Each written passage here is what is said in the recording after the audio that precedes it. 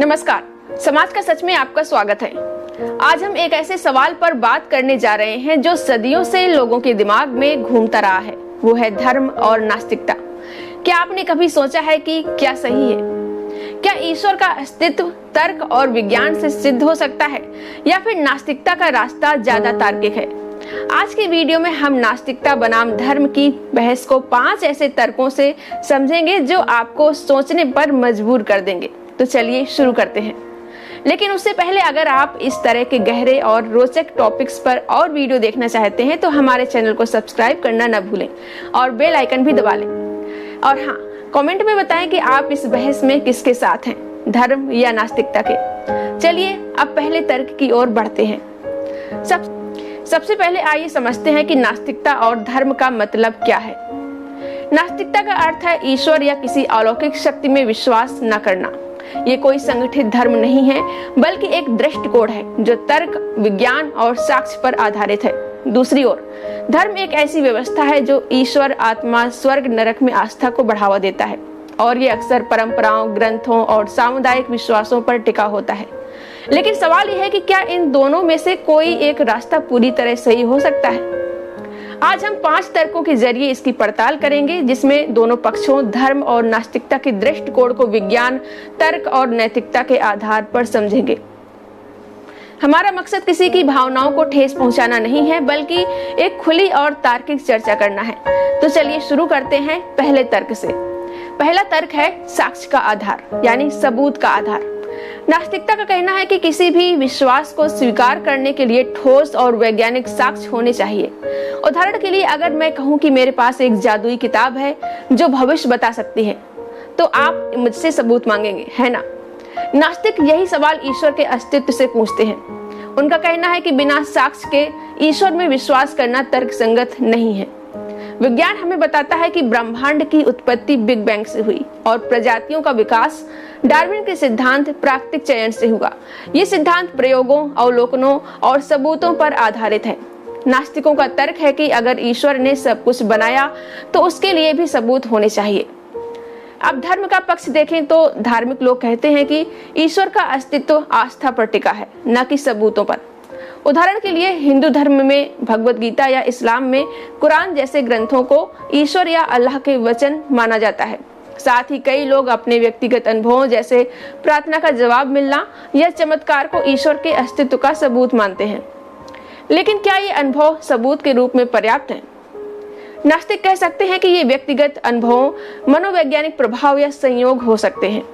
उदाहरण के लिए, अगर आपकी प्रार्थना पूरी होती है तो क्या ये ईश्वर का जवाब है या सिर्फ एक संभावना? ये तर्क आपको सोचने पर मजबूर करता है। दूसरा तर्क है ब्रह्मांड की उत्पत्ति। ये सवाल हर किसी के दिमाग में आता है कि ब्रह्मांड कैसे बना। नास्तिकों का कहना है कि बिग बैंग सिद्धांत इस सवाल का सबसे तार्किक जवाब देता है। वैज्ञानिकों ने प्रमाण जैसे कि कॉस्मिक माइक्रोवेव बैकग्राउंड रेडिएशन के आधार पर बताया कि लगभग 13.8 अरब साल पहले एक महाविस्फोट से ब्रह्मांड की शुरुआत हुई। लेकिन बिग बैंग से पहले क्या था? ये सवाल आज भी अनुत्तरित है। नास्तिक कहते हैं कि हमें नहीं पता कहना ईश्वर ने बनाया कहने से कहीं ज्यादा ईमानदार जवाब है। हमें नहीं पता कहना हमें और खोज करने के लिए प्रेरित करता है। लेकिन अगर हम कहें कि ईश्वर ने बनाया है तो सवाल उठता है कि फिर ईश्वर को किसने बनाया?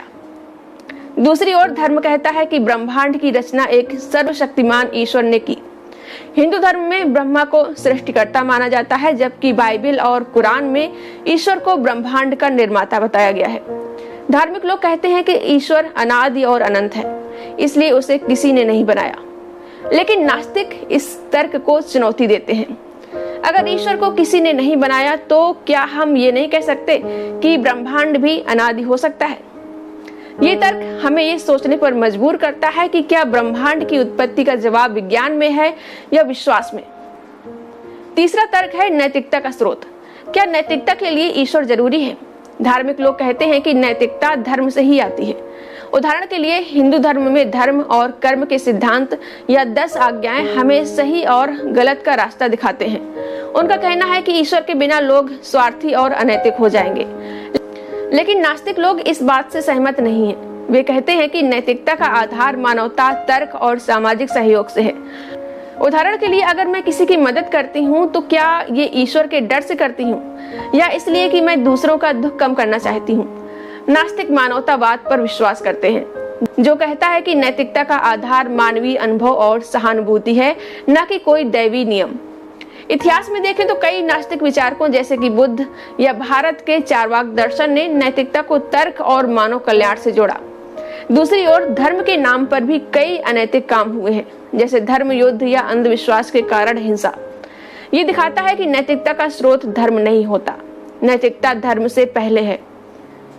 चौथा तर्क है दुख और बुराई का सवाल। ये नास्तिकता का सबसे मजबूत तर्क माना जाता है। अगर ईश्वर सर्वशक्तिमान, सर्वज्ञानी और दयालु है तो दुनिया में इतना दुख और बुराई क्यों है? भूकंप, बीमारियां, युद्ध और अन्याय, इन सबको ईश्वर क्यों नहीं रोकता? नास्तिक कहते हैं कि अगर ईश्वर है तो या तो वो दुख को रोकने में असमर्थ है या वो दयालु नहीं है। दोनों ही स्थिति में वो सर्वशक्तिमान और दयालु ईश्वर की परिभाषा के खिलाफ जाता है। धार्मिक लोग इस सवाल का जवाब अलग अलग तरीके से देते हैं। हिंदू धर्म में कर्म का सिद्धांत कहता है कि दुख हमारे पिछले जन्मों के कर्मों का फल है। ईसाई धर्म में कहा जाता है कि ईश्वर ने हमें स्वतंत्र इच्छा दी है और बुराई मनुष्य की गलतियों का नतीजा है। लेकिन नास्तिक पूछते हैं कि क्या बच्चों का कैंसर या प्राकृतिक आपदाएं भी कर्म या स्वतंत्र इच्छा का परिणाम है? ये तर्क हमें सोचने पर मजबूर करता है कि क्या दुख और बुराई का जवाब धर्म में है या हमें इसे स्वीकार करना होगा कि ब्रह्मांड में कोई दैवी शक्ति नहीं है। पांचवा और आखिरी तर्क है संस्कृति और सामाजिक प्रभाव। क्या आपने कभी सोचा है कि आप जिस धर्म को मानते हैं वो ज्यादातर इस बात पर निर्भर करता है कि आप कहाँ पैदा हुए हैं? अगर आप भारत में पैदा हुए तो आप शायद हिंदू या मुस्लिम होंगे, अगर यूरोप में तो शायद ईसाई। नास्तिक कहते हैं कि धर्म एक सांस्कृतिक रचना है जो समाज और परंपराओं से बनती है। उदाहरण के लिए भारत में लोग गणेश चतुर्थी या दिवाली मनाते हैं, लेकिन क्या ये परंपराएं ईश्वर के बिना कोई मतलब नहीं रखती? नास्तिक कहते हैं कि हम संस्कृति और परंपराओं को मान सकते हैं, लेकिन उन्हें ईश्वर से जोड़ना जरूरी नहीं है। दूसरी ओर धार्मिक लोग कहते हैं कि धर्म समाज को एकजुट करता है और नैतिकता, संस्कृति और पहचान देता है। लेकिन नास्तिक पूछते हैं कि क्या धर्म के बिना समाज टूट जाएगा? स्वीडन, फिनलैंड और जापान जैसे देश जहां नास्तिकों की संख्या ज्यादा है फिर भी सामाजिक रूप से स्थिर और विकसित हैं। ये तर्क हमें सोचने पर मजबूर करता है कि क्या धर्म हमारी संस्कृति और समाज का आधार है या हम बिना धर्म के भी एकजुट और नैतिक समाज बना सकते हैं। तो दोस्तों, ये थे 5 तर्क जो नास्तिकता और धर्म की बहस को एक नया दृष्टिकोण देते हैं। हमने देखा कि नास्तिकता तर्क, विज्ञान और प्रमाण पर जोर देती है, जबकि धर्म अंधविश्वास, परंपरा और रूढ़िवादी मान्यताओं पर आधारित है। मेरा मानना है कि हमें खुले दिमाग से इन सवालों पर विचार करना चाहिए, लेकिन सबसे जरूरी है सवाल पूछना और तर्क करना। आप क्या सोचते हैं? कमेंट में बताएं। और आप इस बहस में किसके साथ हैं? क्या आप नास्तिकता के तर्क से सहमत हैं या धर्म आपके लिए ज्यादा मायने रखता है? कमेंट में अपनी राय जरूर शेयर करें। और अगर आपको ये वीडियो पसंद आया हो तो लाइक करें, शेयर करें और चैनल को सब्सक्राइब ना किया हो तो सब्सक्राइब जरूर करें। अगले वीडियो में हम किसी और रोचक टॉपिक पर बात करेंगे। तब तक के लिए सोचते रहें, सवाल पूछते रहें।